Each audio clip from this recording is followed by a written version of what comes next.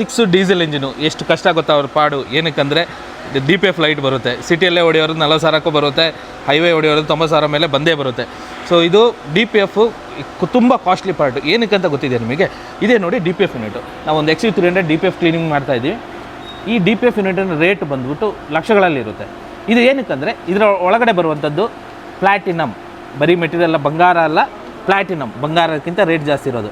ಇದೇ ನೋಡಿ ಆ ಮೆಟೀರಿಯಲ್ಲು. ಇದರ ಒಳಗಡೆ ಬರುವಂಥದ್ದು ಈ ಕ್ಯಾಟಲಿಟಿಕ್ ಕನ್ವರ್ಟರ್ ಆಗಲಿ DPF ಆಗಲಿ ಅದರೊಳಗಡೆ ಬರೋದೇ ಈ ಯೂನಿಟು.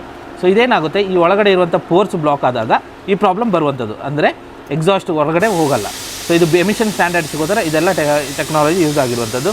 ಸೊ ನೀವು ಗೂಗಲಲ್ಲಿ ಹೊಡೆದು ನೋಡಿಬೇಕಂದ್ರೆ ಇದರಲ್ಲಿ ಏನಿರೋದು ಅಂತ ಪ್ಲ್ಯಾಟಿನಮ್ ಅಂತ ಬರುತ್ತೆ ನೋಡಿ, ಅಂದರೆ ರೇರೆಸ್ಟ್ ಮೆಟೀರಿಯಲ್ಸು, ಅಷ್ಟು ಕಾಸ್ಟ್ಲಿ ಇದೆ ಇದು, ಅದಕ್ಕೋಸ್ಕರ ಇದರ ರೇಟ್ ಜಾಸ್ತಿ.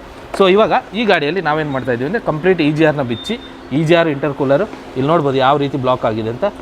ಇಲ್ಲಿ ನೋಡಿ ಫುಲ್ ಕಾರ್ಬನ್ನೇ ಇರೋದು ಅದರೊಳಗಡೆ. ಸೊ ಇದರಲ್ಲಿ ನೋಡಿ ಎಷ್ಟು ಕಾರ್ಬನ್ ಇದೆ ಅಂತ ನೋಡಿ, ಇದು ಕಾರ್ಬನ್ನು ಇದೇ ರೀತಿ ಹೋಗಿ ಫುಲ್ ಬ್ಲಾಕ್ ಆಗಿರೋಂಥ ಇದನ್ನು ಫುಲ್ಲು ಕ್ಲೀನ್ ಮಾಡಬೇಕಾಗುತ್ತೆ. ನೀವು ಡಿಕಾರ್ಬನೈಸೇಷನ್ ಮಾಡಿದ್ರಲ್ಲಿ ಇದಿಷ್ಟು ಕ್ಲಿಯರ್ ಆಗಲ್ಲ. ಸೊ ಅದೇ ರೀತಿ ಇದರಲ್ಲೂ ಫಾರ್ಮ್ ಆಗಿರುತ್ತೆ. ಇದೇನಕ್ಕಪ್ಪ ಅಂದರೆ ನೀವು ಗಾಡಿ RPM ಕಮ್ಮಿಯಲ್ಲಿ, ಅಂದರೆ ಸಿಟಿಯಲ್ಲಿ ಒಂದು 2000 RPM ಕೆಳಗಡೆನೇ ಓಡಿಸಿದ್ರೆ ಇದು ಬೇಗ ಪ್ರಾಬ್ಲಮ್ ಬರುವಂಥದ್ದು.